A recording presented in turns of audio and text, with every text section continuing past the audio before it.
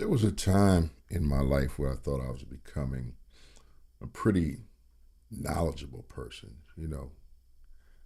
I was reading constantly. I was studying stuff like history and psychology and philosophy and economics, politics, religion, leadership. I had shelves of books. I mean, just literally shelves of books, bookmarks in dozens of them, just reading, taking it in. I could quote authors, reference studies in conversation, explain theories. And from the outside, it looked like I was learning. And, maybe I was. But then something happened that completely changed the way I thought about knowledge. I realized that I could explain a lot of things without actually understanding them. Those aren't the same thing.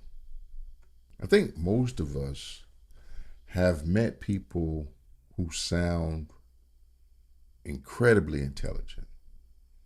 Maybe you've been that person. I know I have.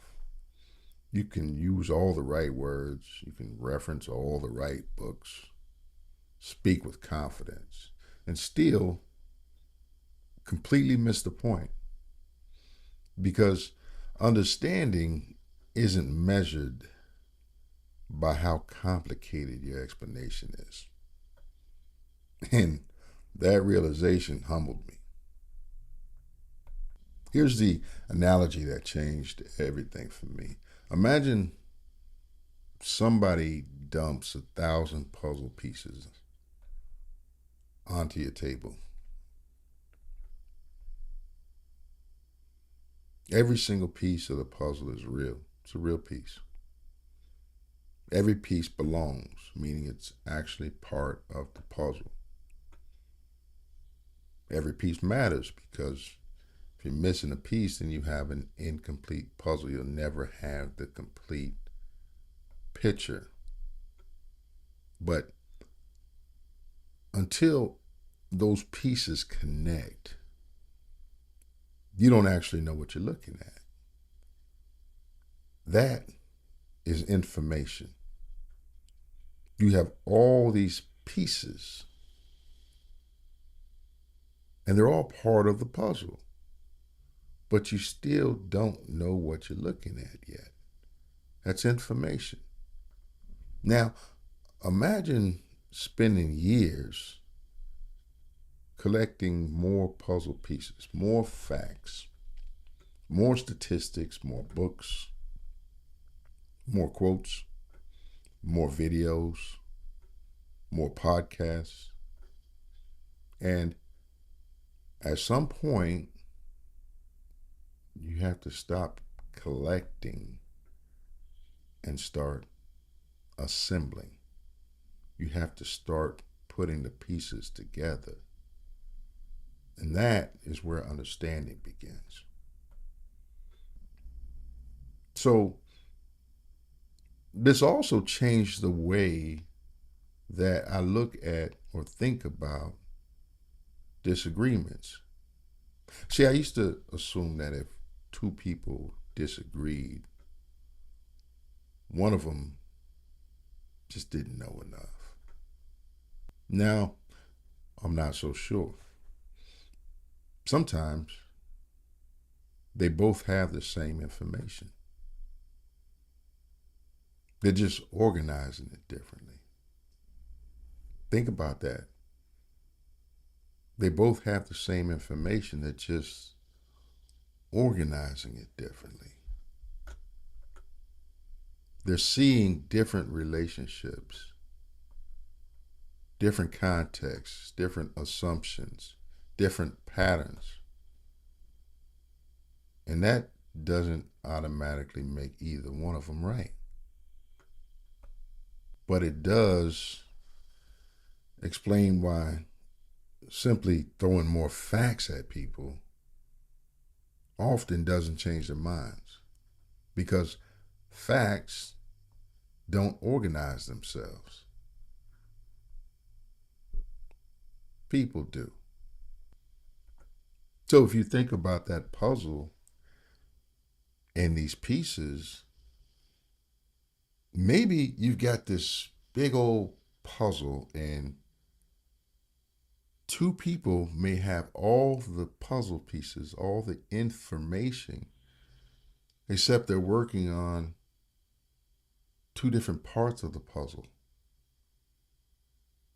and they're both calling each other wrong.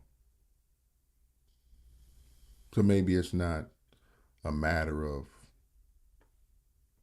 how much information that each of them has because they all have all the pieces. Maybe it comes down to how they're organizing it. You know, these days when I learn something new, I ask a different question.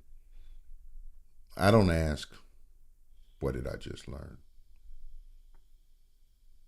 But rather I ask, what does this connect to? How does this change something I already believed? Does it strengthen it? Does it challenge it? Does it replace it? How does it fit into the bigger picture? And those questions become far more valuable than simply asking, what should I read next? Here's something I noticed. When people genuinely understand something, they become more calm.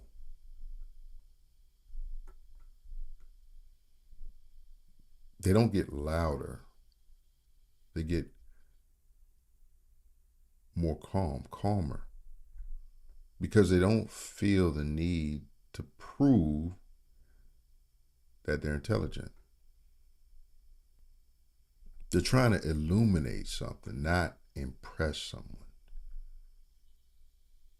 I've met incredibly knowledgeable people who were impossible to learn from. I had a professor in college like that. This guy was, he was a really intelligent guy, really smart guy. But he was just hard to learn from. If you ever met anyone like that, you know what I'm talking about. Someone incredibly intelligent, but difficult to learn from.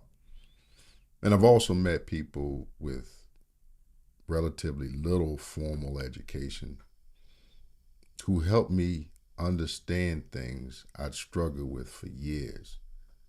And the difference wasn't intelligence, it was clarity. I'll use my father for an example. Not saying my father was not a really intelligent person, but he always had this way of saying things, putting things, painting a picture, using examples, relating things that just made it really easy to understand. And not just understand what he was teaching at the moment, the lesson behind it all, but it just made it stick. Because not only did you not forget what he told you, it was the way it was related, the story, the connection, that just made it easy to hold on to. As I build Black Logic, my goal isn't to become known as someone who knows a lot.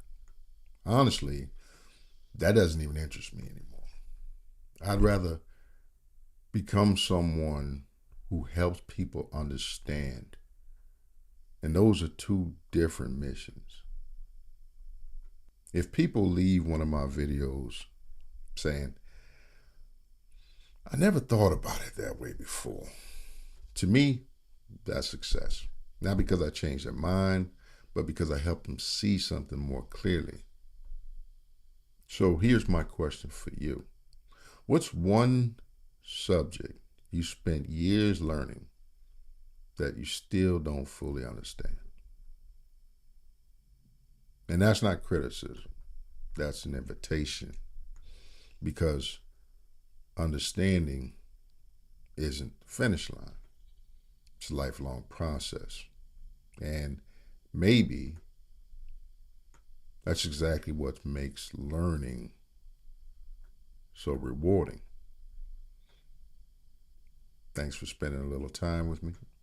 I'll see you in the next conversation.